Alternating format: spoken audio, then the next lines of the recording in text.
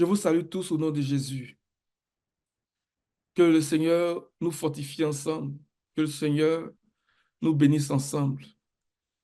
Je voudrais, et comme vous l'avez déjà deviné, continuer à parler de ce sujet. Il est clair que depuis que nous avons entendu ce message, en ce qui nous concerne ici à l'Église du Québec, nous n'avons cessé de continuer de le relayer, nous n'avons cessé de continuer de l'amplifier à travers nos différentes interventions.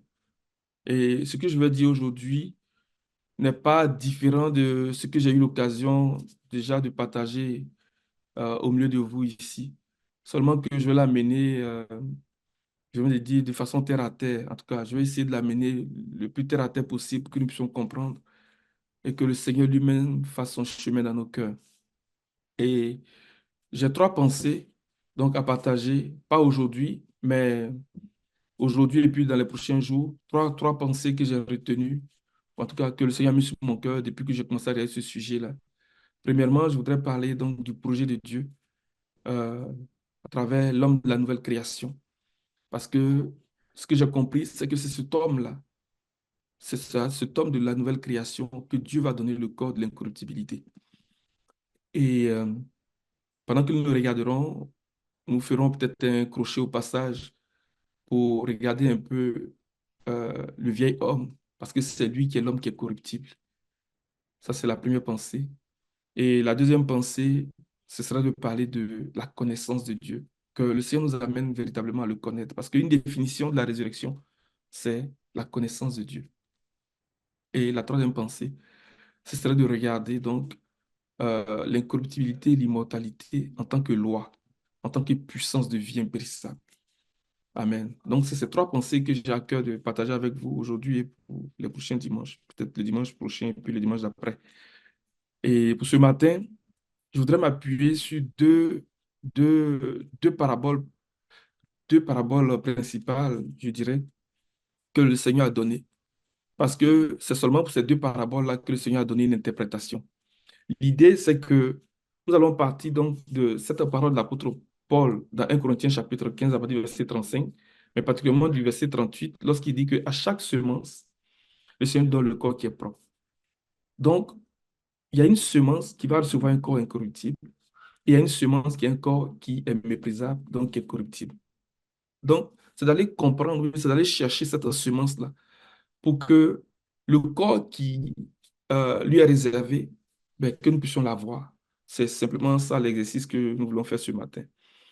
Mais comme l'apôtre Paul, en commençant à expliquer le mystère de la résurrection, s'est appuyé sur le principe de la semence. Et comme le Seigneur lui aussi nous a révélé de grandes vérités, donc à travers les paraboles donc, du royaume, particulièrement de la parabole du semeur et la parabole du blé délivré, nous allons nous appuyer sur ces deux paraboles-là pour suivre la démarche de l'apôtre Paul dans ce qu'il dit dans 1 Corinthiens chapitre 15 lorsqu'il explique comment les choses vont se faire. Dans 1 Corinthiens chapitre 15, on pourrait voir différentes étapes dans la démarche de l'apôtre Paul. Premièrement, lorsqu'il rappelle donc la substance, le contenu du message de l'Évangile. Et pourquoi est-ce qu'il fait ça? C'est parce que il s'était produit une situation à Corinthe où quelques-uns ont commencé à douter donc de la résurrection des morts. Et même certains ont eu certainement à dire, parce qu'il a dit au verset 12, 1 Corinthiens 15, verset 12, il dit, si nous prêchons Jésus-Christ ressuscité, comment quelques-uns parmi vous peuvent-ils dire que Jésus-Christ, qu'il n'y a pas de résurrection des morts? Voyez-vous? Donc, il a commencé à établir certaines vérités.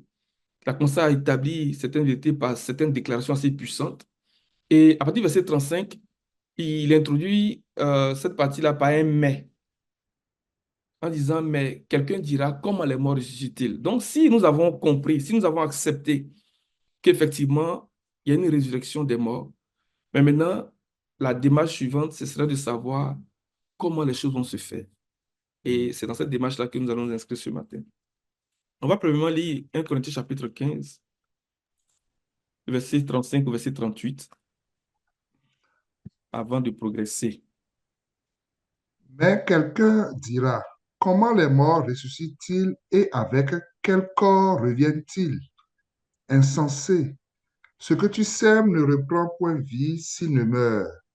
Et ce que tu sèmes, ce n'est pas le corps qui naîtra, c'est un simple grain de blé peut-être ou de quelque autre semence. Puis Dieu lui donne un corps comme il lui plaît, et à chaque semence, il donne un corps qui lui est propre. Amen. Donc, l'apôtre Paul ici, de façon implicite, va s'appuyer sur le principe donc, des semailles et de la moisson pour nous expliquer le mystère de la résurrection, parce qu'en réalité, il s'agit d'un mystère. Pourquoi? Parce que quand on regarde bien, comme le frère l'a lu, on peut s'interroger, mais comment les morts ressuscitent-ils? Et avec quel corps reviennent-ils? C'est une interrogation. Mais l'apôtre Paul dit, celui qui fait ça, il est insensé. Parce que la nature elle-même nous enseigne un peu ce mystère-là. Sauf qu'on n'y prend pas garde, on n'y prête pas attention. Il dit, homme dépourvu de bon sens, ce que tu sèmes ne peut reprendre vie que s'il meurt. Et ce que tu sèmes, ce n'est pas la plante qui poussera. C'est-à-dire que ce que je mets en terre, ce n'est pas le corps de l'arbre que je vois, mais je mets la simple semence en terre. Donc là, tout de suite, ça allume notre esprit donc, sur l'idée donc, des semailles. Et c'est pour ça que nous allons regarder euh, la parabole du semeur. Et après, il dit, puis Dieu lui donne un corps. Donc, le corps est la résultante, ou bien le résultat de ce qu'on a semé, donc en lien avec la moisson. Et on va aller maintenant dans Matthieu chapitre 13, à partir du verset 10. Matthieu 13, verset 10, et Marc chapitre 4, aussi verset 10, et Luc chapitre 8, à partir du verset 9. C'est curieux que ces trois évangélistes, à ce niveau-là, aient commencé à aborder les explications que le Seigneur donne au même niveau de verset. Donc, Matthieu le chapitre 13 à partir du verset 10. oui. Les disciples s'approchaient et lui dirent, pourquoi leur parles-tu en parabole? Jésus leur répondit, parce qu'il vous a été donné de connaître les mystères du royaume des cieux et que cela ne leur a pas été donné. Car on donnera à celui qui a et il sera dans l'abondance, mais à celui qui n'en a pas, on ôtera même ce qu'il a. C'est pourquoi je leur parle en parabole, parce qu'en voyant, ils ne voient point, et qu'en entendant, ils n'entendent ni ne comprennent. Et pour eux s'accomplit cette prophétie d'Ésaïe. Vous entendrez de vos oreilles et vous ne comprendrez point. Vous regarderez de vos yeux et vous ne verrez point. Car le cœur de ce peuple est devenu insensible. Ils ont endurci leurs oreilles et ils ont fermé leurs yeux, de peur qu'ils ne voient de leurs yeux, qu'ils n'entendent de leurs oreilles, qu'ils ne comprennent de leur cœur, qu'ils ne se convertissent et que je ne les guérisse.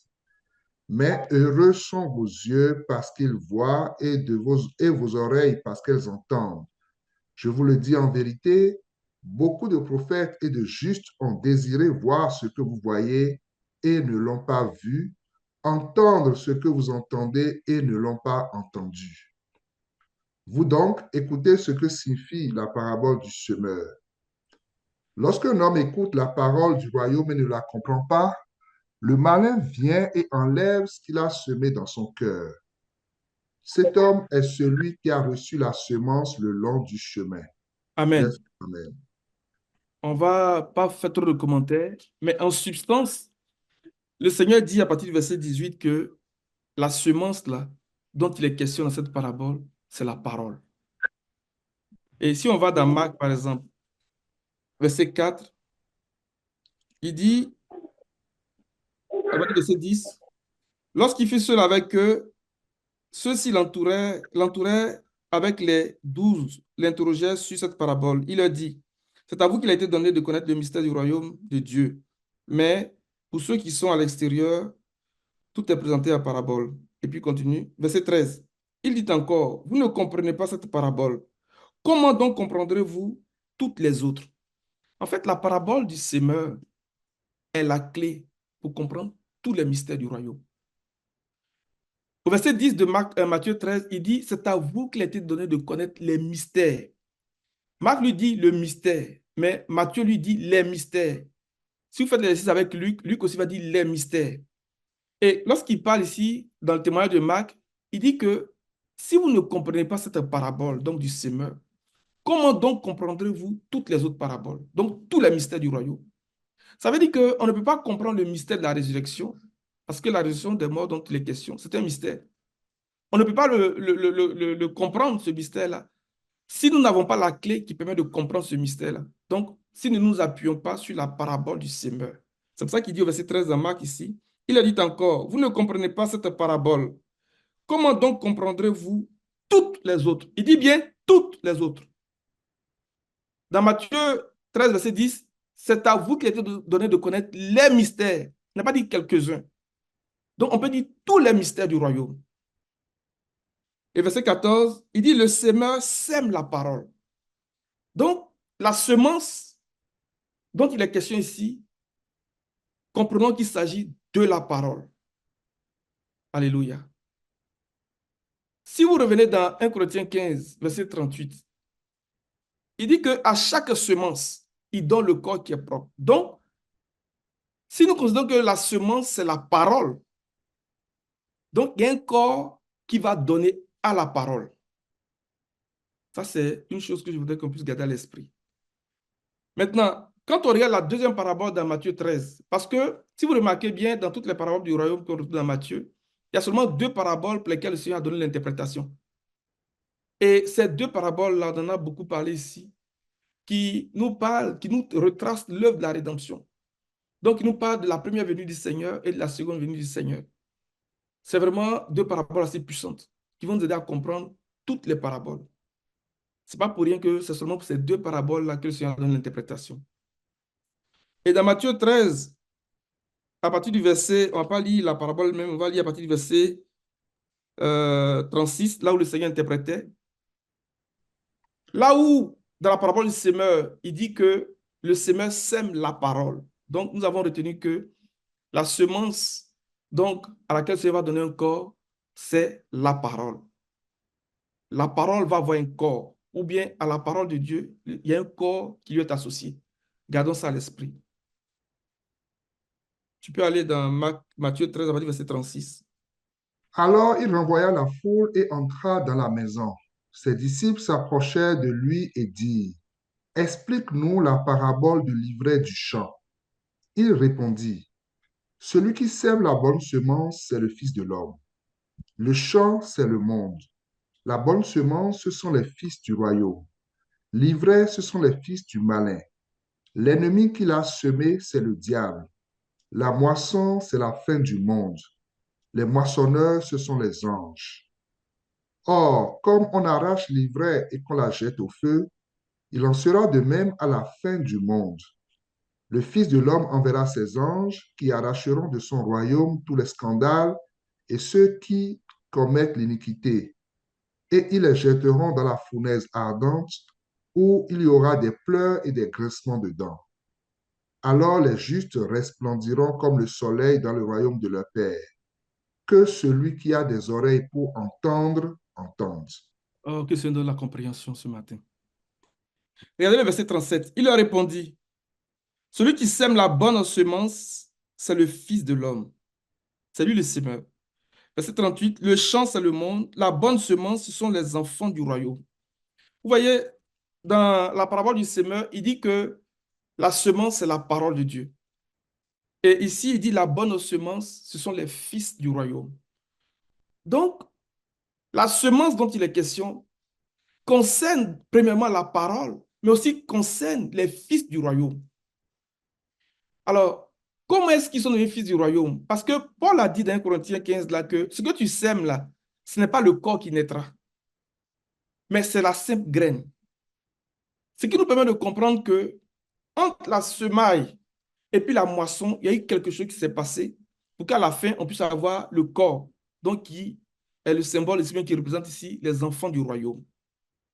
C'est pour ça maintenant qu'on va aller lire Jean chapitre 1.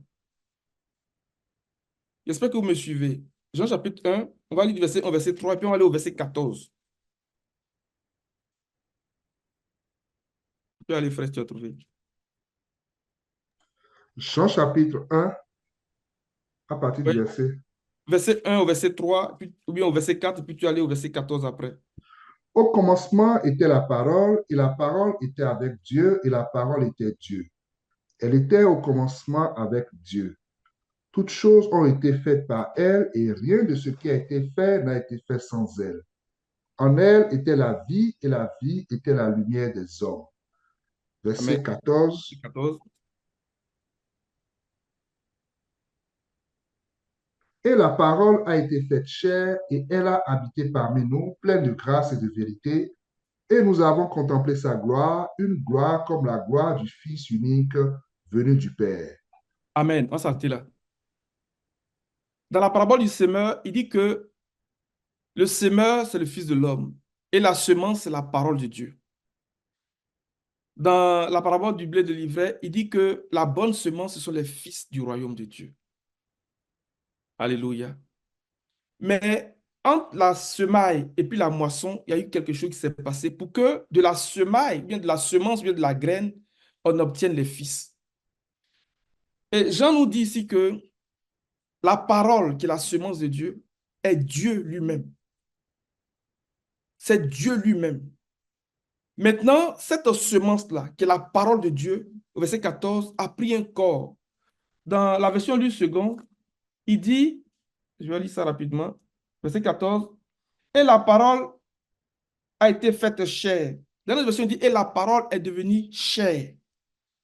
Quand on dit devenue chair, il y a l'idée d'une transformation. Il y a quelque chose qui s'est passé pour que la parole devienne chair. Ce que je veux dire, pour rejoindre les pensées donc, de la parabole de la semaille, bien du semeur et la parabole du blé du livret, c'est de dire que nous passons de la semence à fils de Dieu par un processus de transformation.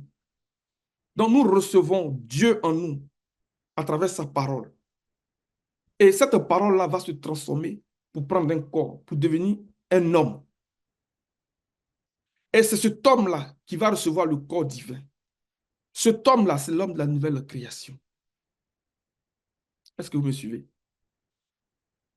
Donc, lorsque Paul dit insensé, quelqu'un dira, mais comment les morts ressuscitent-ils et avec quel corps reviennent-ils? Paul dit insensé ou bien homme dépourvu de bon sens. Verset 35. Ce que tu sèmes ne peut reprendre vie que s'il meurt. Et ce que tu sèmes, ce n'est pas la plante. Quand je mets le noyau de la mangue dans la terre, ce n'est pas le manguier lui-même que je plante, c'est la semence. C'est la même chose. Donc le Seigneur va d'abord semer sa parole en nous. Mais cette parole-là, c'est Dieu lui-même, c'est un homme, c'est Dieu lui-même. Alléluia. Et cette parole-là va subir une transformation et prendre un corps. Et c'est cette transformation-là qui fait de nous des enfants du royaume. Je continue. Est-ce que tu sèmes, ce n'est pas la plante qui poussera, c'est une simple graine, un grain de blé peut-être, ou d'une autre semence. On va aller lire Marc chapitre 4, à partir du verset 26. Vous allez comprendre un peu plus ce que je suis en train de dire. Marc 4 à À partir du partir verset du 26. verset 26. Mhm. Il dit encore, il en est du royaume de Dieu comme quand un homme jette de la semence en terre. Qu'il dorme ou qu'il veille, nuit et jour, la semence germe et croît sans qu'il sache comment. Amen. Amen. Lorsque la parole est sémée dans notre cœur, les amis, il dit ici que nous ne savons pas comment, que nous veillons ou que nous dormions, la semence elle-même, elle va germer et elle va pousser. Ce qui veut dire qu'il y a une puissance de vie dans la semence. Pour qu'elle-même soit capable de germer. Quand on parle de germe ici, il y a l'idée de bourgeon ou bien l'idée d'embryon. Quand on parle de bourgeon en rapport avec les végétaux, et quand on parle d'embryon en rapport avec tout ce qui est être vivant. Voyez-vous? Donc, la semence, elle va germer et elle va croître. Maintenant, continue. La terre produit d'elle-même d'abord l'herbe, puis l'épi, puis le grain tout formé dans l'épi. Et dès que le fruit est mûr, on y met la faucille car la moisson est là. Ce verset vient nous révéler les différentes étapes de transformation entre la semaille et la moisson. Donc, lorsque nous recevons la parole de Dieu, qui est Dieu lui-même, parce qu'il dit au commencement, la parole existait déjà, la parole était avec Dieu et la parole était Dieu. En elle, il y avait la vie et cette vie était la lumière des êtres humains. Et rien de ce qui a été fait n'a été fait sans elle. Donc, lorsque nous recevons Dieu en nous par sa parole, nous ne savons pas comment les choses vont se faire. Nous n'avons aucune idée de ce qui va se faire, mais nous savons, sur la base des Écritures, qu'il y a un processus de transformation. Il dit la semence elle-même germe, donc va bourgeonner, puis va donner un embryon, qui est déjà naître et va croître.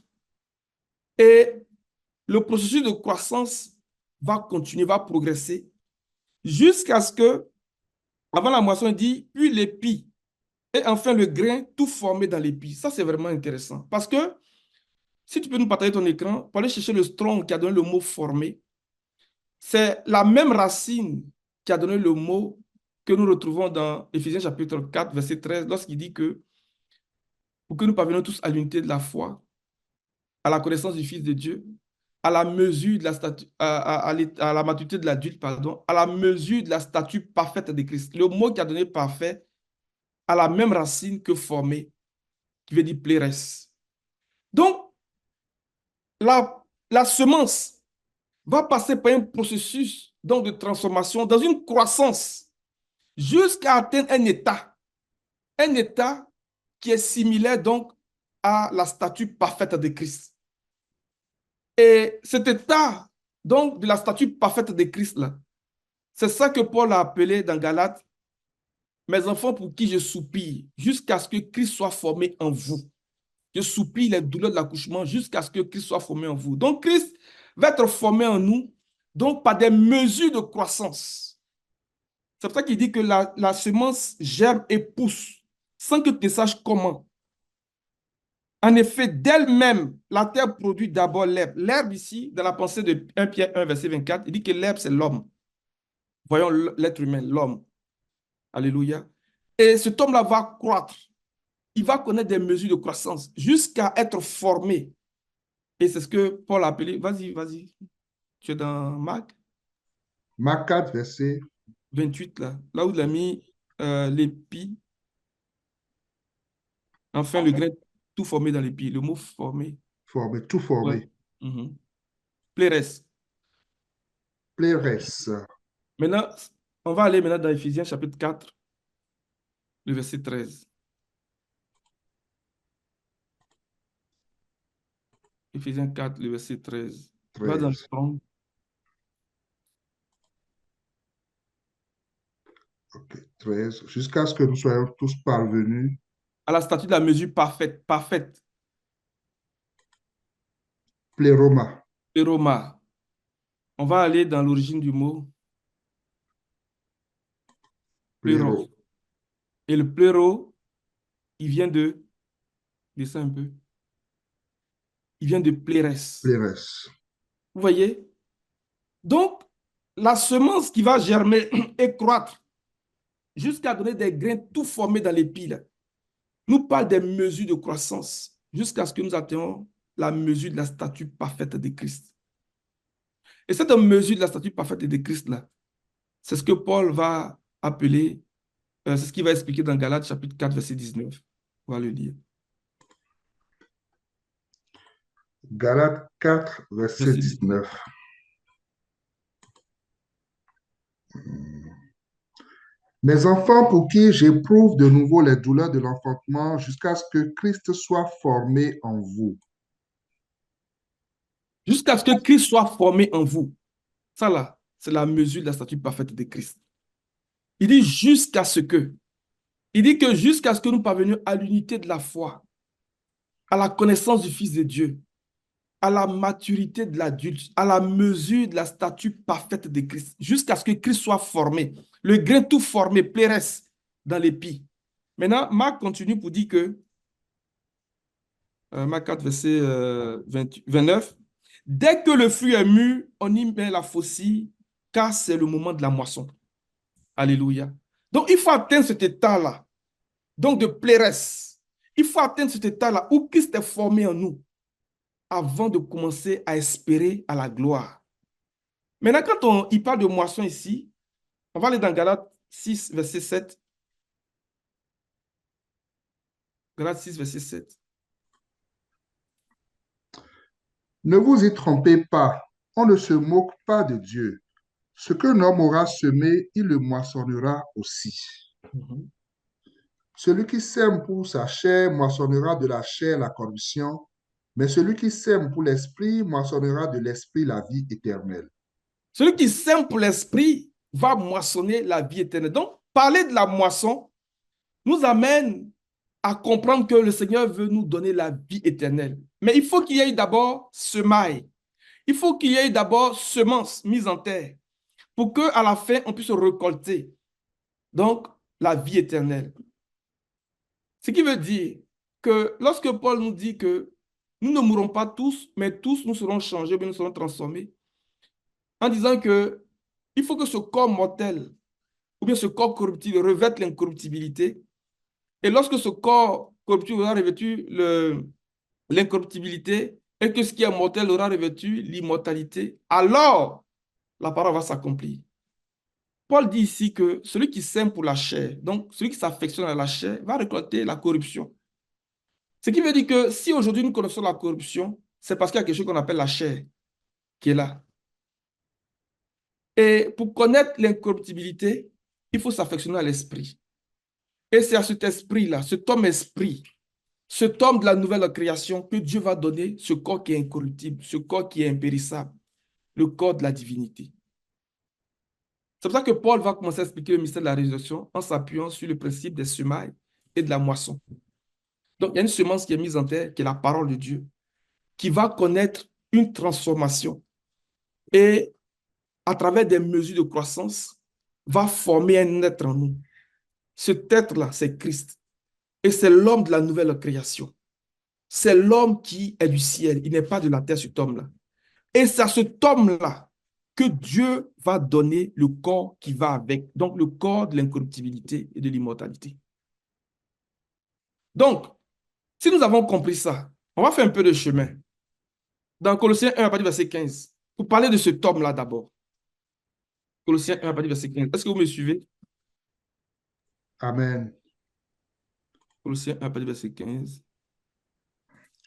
Il est l'image du Dieu invisible, le premier-né de toute la création, car en lui ont été créées toutes les choses qui sont dans les cieux et sur la terre. Amen. Les- On s'arrête là, on va pas trop lire. Il dit, il est l'image du Dieu invisible, le premier-né de toute la création. Donc Dieu a dit, faisons l'homme à notre image, selon notre ressemblance, et qu'il domine. Donc cet homme dont il était question dans l'esprit de Dieu, dans la pensée de Dieu, c'est Christ. C'est cet homme-là qui est l'image de Dieu. Mais il dit, il est l'image du Dieu invisible. Maintenant, on va dans Romains 1, verset 23.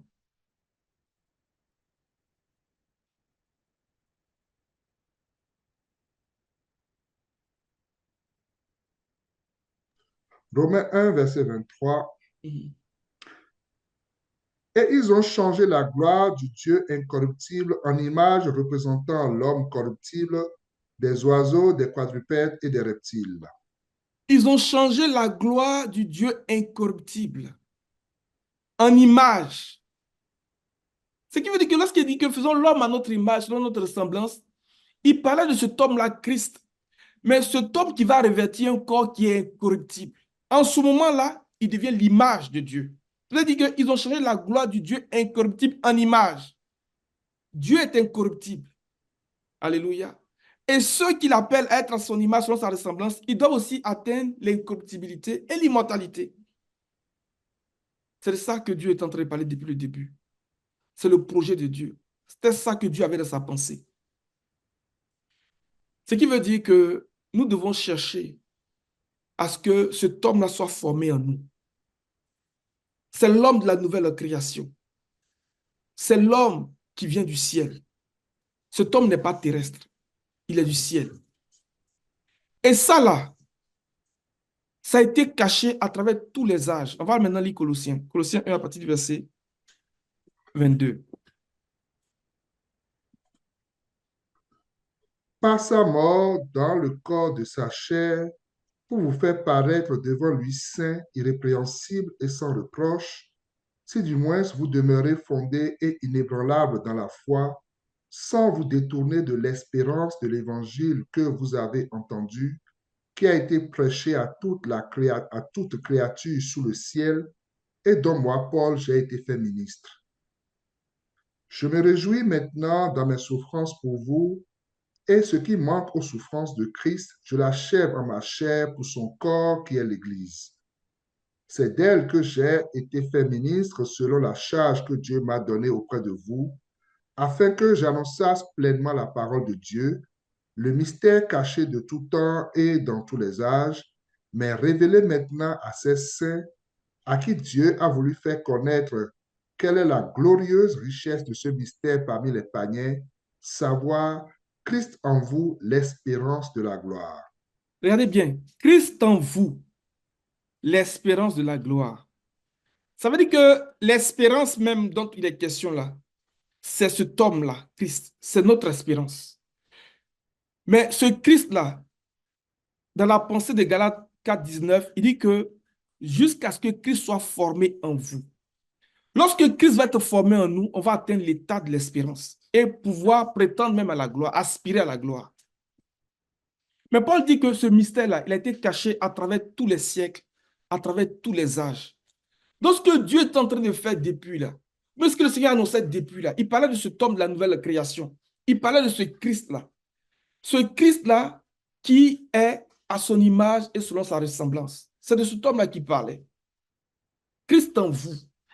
Mes enfants pour qui je soupire, je souffre les douleurs de l'accouchement jusqu'à ce que Christ soit formé en vous. Jusqu'à ce que Christ soit formé en vous. Mais Christ va être formé en nous par des mesures de croissance de Christ en nous. On va lire dans Tite. Je vais vous montrer quelque chose. Parler de l'homme de la nouvelle création. Dans Tite chapitre 3, verset 5.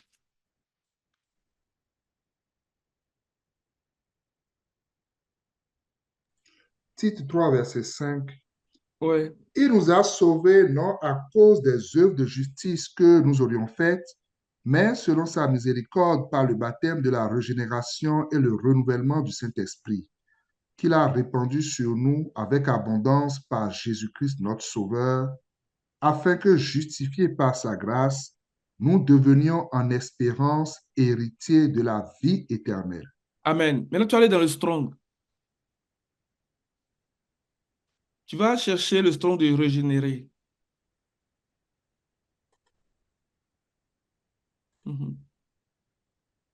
Descends, on ne va pas lire. Descends, je vais voir en bas. Vous voyez, régénérer est composé de deux mots. Le Strong 38-25 et le Strong 10-78. Ce mot-là, Genesis, là, c'est ça qui a donné Genèse en français. La source, l'origine. Ça veut dire quoi? Avant de continuer, tu vas aller maintenant dans Matthieu chapitre 1. On va regarder le doigt dessus, Matthieu chapitre 1. Et puis tu vas aller dans le Strong aussi. Tu vas chercher le Strong de généalogie. L'autre mot. Genesis. Donc, en parlant de la généalogie de Jésus, là, le Seigneur est en train d'annoncer une œuvre de création, parce que Genèse qui parle de la création. Ce qui veut dire pour nous que la venue de Jésus là, a ouvert à toute l'humanité la possibilité de naître de nouveau, mais a ouvert à toute l'humanité la possibilité de l'œuvre de la nouvelle création. C'est pour ça qu'il dit que il va venir nous régénérer par le biais de la nouvelle naissance. Donc, lorsque nous naissons de nouveau, c'est le début donc, du processus.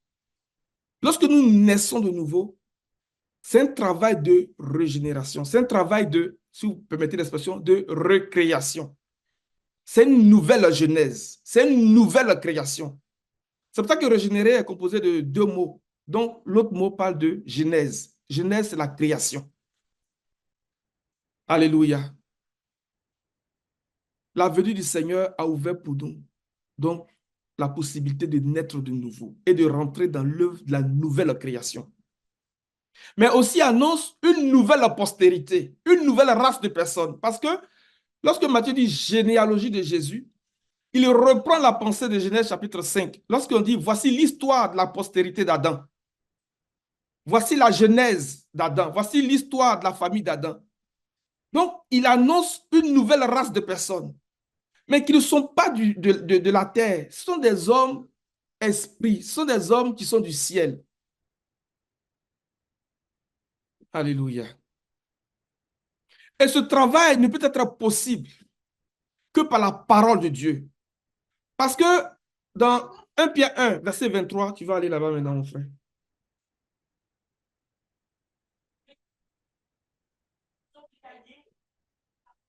1 Pierre 1, verset 23.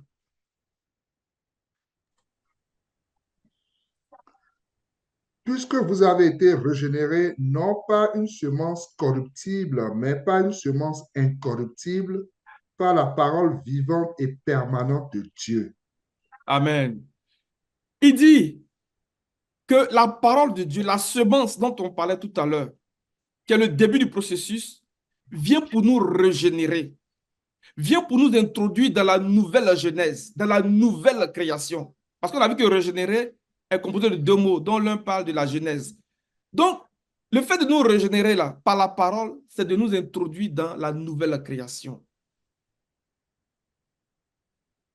Mais il dit que cette semence est incorruptible.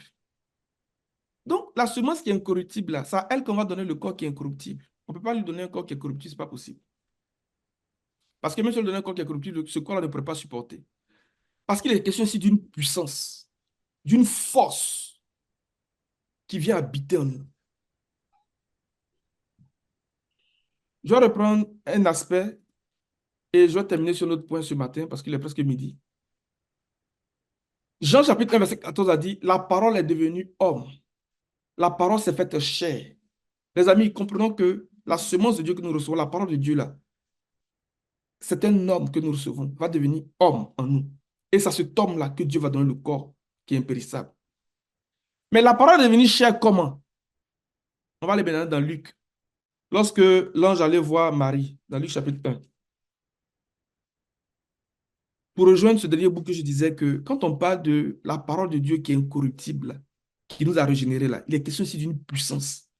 La nouvelle naissance là, ce n'est pas une puissance de l'esprit qu'on est de nouveau.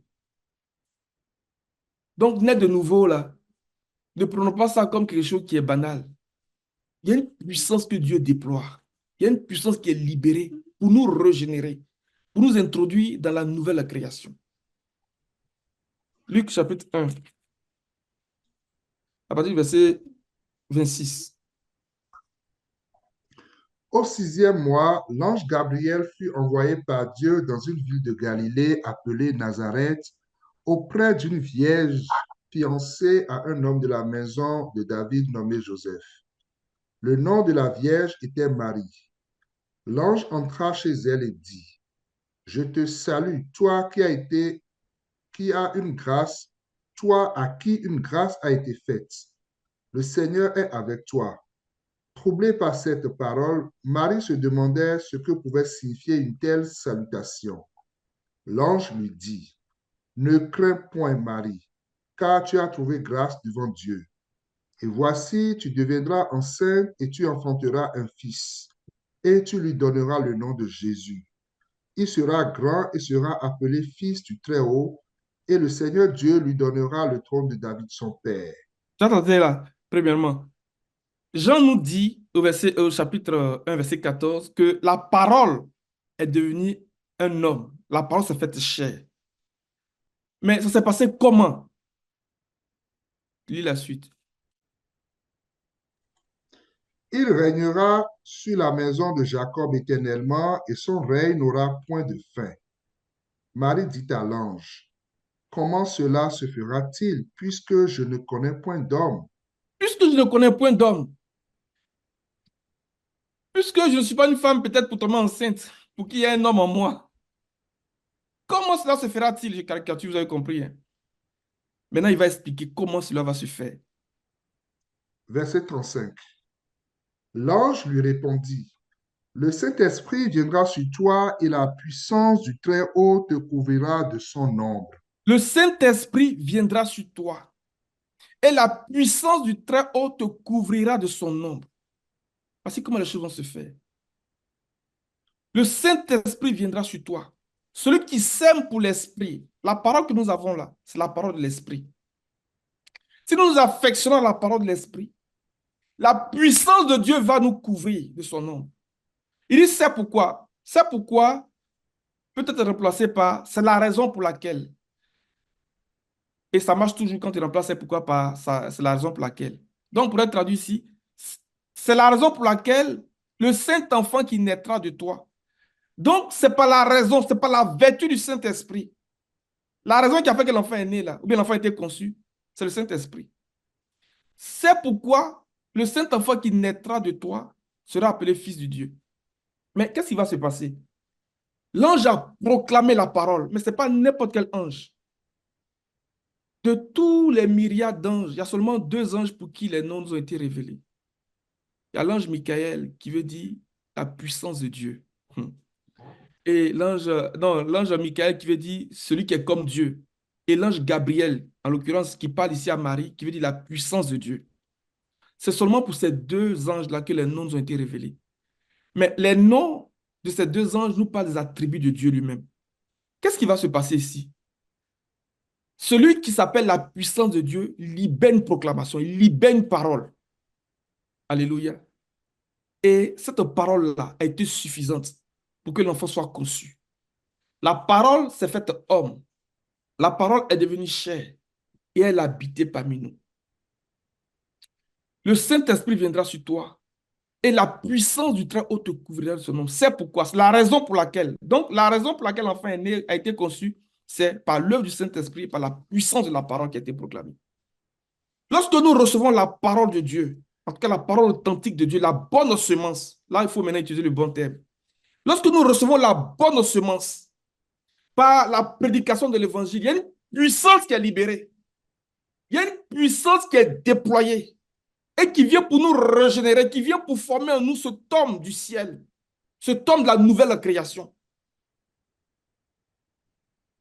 Parce qu'il faut que ce tome-là soit formé en nous pour qu'il puisse avoir le corps qui va avec. On va aller dans Hébreux chapitre 10. On va aller un peu plus vite parce que le temps est en train de courir, je ne vais pas déborder. Hébreux chapitre 10. Puis à partir du verset 1. En effet, la loi qui possède une ombre des biens à venir et non les actes représentations des choses ne peut jamais, par les mêmes sacrifices qu'on offre perpétuellement chaque année, amener les assistants à la perfection. Autrement, n'aurait-on pas cessé de les offrir parce que ceux qui rendent ce culte, étant une fois purifiés, n'auraient plus en aucune conscience, n'auraient plus en eu aucune conscience de leurs péchés. Mais le souvenir des péchés est renouvelé chaque année par ces sacrifices, car il est impossible que le sang des taureaux et des boucs ôte les péchés. C'est pourquoi Christ, entrant dans le monde, dit, tu n'as voulu ni sacrifice ni offrande, mais tu m'as formé un corps. Tu n'as agréé ni holocauste ni sacrifice pour le péché. Alors j'ai dit, voici, je viens dans le rouleau du livre. Il est question de moi pour faire, ô Dieu, ta volonté. Le verset 7 dit que voici, je viens dans le rouleau du livre, il est question de moi. Dans Jean 5, verset 39, il dit que vous sondez les Écritures parce que vous croyez avoir en elles la vie éternelle. Mais ce sont elles qui rendent témoignage de moi. Donc, les Écritures témoignent d'un homme, l'homme de la nouvelle création, l'homme qui est du ciel. Maintenant, il dit, cet homme-là, verset 5, il dit c'est pourquoi Christ, en entrant dans le monde, dit, tu n'as voulu ni sacrifice ni offrande, mais tu m'as formé un corps. Il faut regarder le strong qui a donné formé ici, s'il te plaît.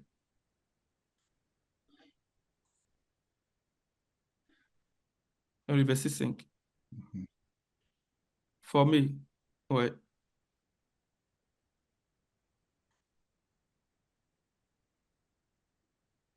Regardez. Redresser, ajuster, compléter. Recommander ce qui a été abîmé, réparer, compléter, équiper, La mettre en ordre, corriger. arranger, etc. moralement, renforcer, perfectionner, compléter, faire de quelqu'un ce qu'il doit être. On va regarder en bas si on a...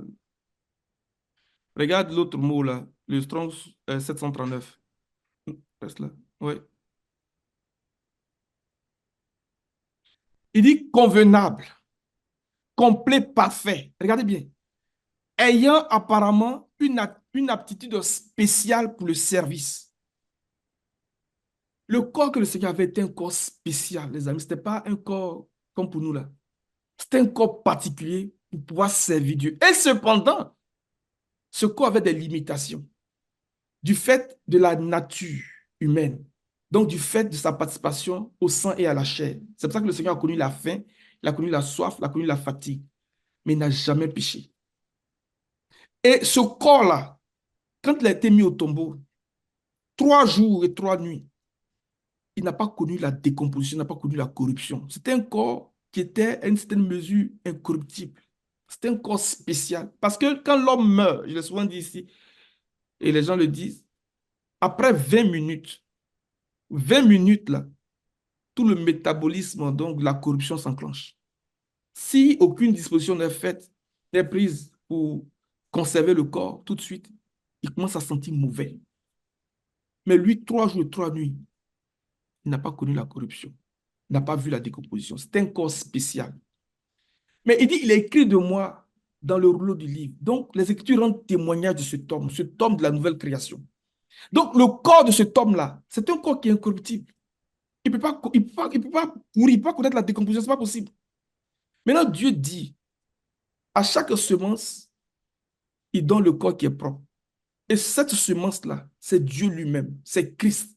Cette semence-là, c'est l'homme de la nouvelle création que Dieu veut former en nous.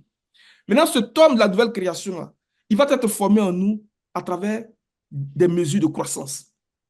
L'unité de la foi, la connaissance du Fils de Dieu, la maturité de l'adulte et la mesure de la stature parfaite de Christ. Un plérès, comme les épis tout formés.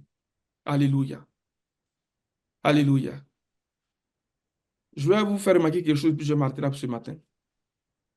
Lorsque Paul commence à écrire son épître aux Éphésiens, il y a une expression qui revient beaucoup. Et d'ailleurs, ce n'est pas seulement dans l'épître aux Éphésiens, c'est dans la plupart des épîtres de l'apôtre Paul.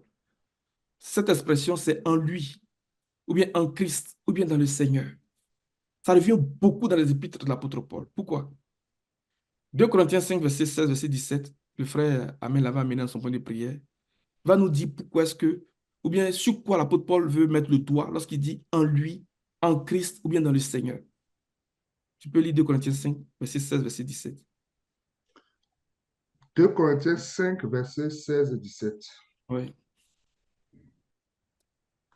Ainsi, dès maintenant, nous ne connaissons personne selon la chair, et si nous avons connu Christ selon la chair, maintenant, nous ne le connaissons plus de cette manière. Si quelqu'un est en Christ, il est une nouvelle créature. Les choses anciennes sont passées. Voici, toutes choses sont devenues nouvelles. Amen. Il y a deux hommes, les amis. Il y a l'homme, le vieil homme, et il y a l'homme de la nouvelle création. Il dit, si quelqu'un est en Christ, en lui, en Christ, dans le Seigneur. Donc, Paul est en train de parler de l'homme de la nouvelle création. C'est pour ça qu'il dit tout le temps en lui, en lui, en lui. Et dans les épîtres de l'apôtre Paul, nous avons en filigrane, donc l'image du tabernacle. Donc, il va aller chercher l'image du tabernacle pour nous enseigner. Pour dire que naître de nouveau, ou bien être l'homme de la nouvelle création, c'est une position que nous avons en Christ. Mais c'est une position céleste. Ce n'est plus quelqu'un de la terre, cet homme-là. En lui, dans le Seigneur, en Christ, pour dire que c'est un être nouveau. Si quelqu'un est en Christ, il est une nouvelle créature. Il parle de l'homme de la nouvelle création. Alléluia. C'est pour ça que dans le chapitre 4 d'Éphésiens, à partir du verset 19, l'apôtre va nous recommander ceci. Il dit de nous dépouiller du vieil homme, parce que c'est lui qui va se corrompre. Tu peux y aller, frère, pendant que je fais le commentaire. Éphésiens 4, verset 19. Ayant perdu tout sentiment, ils se sont livrés à la dissolution pour commettre toute espèce d'impureté jointe à la cupidité.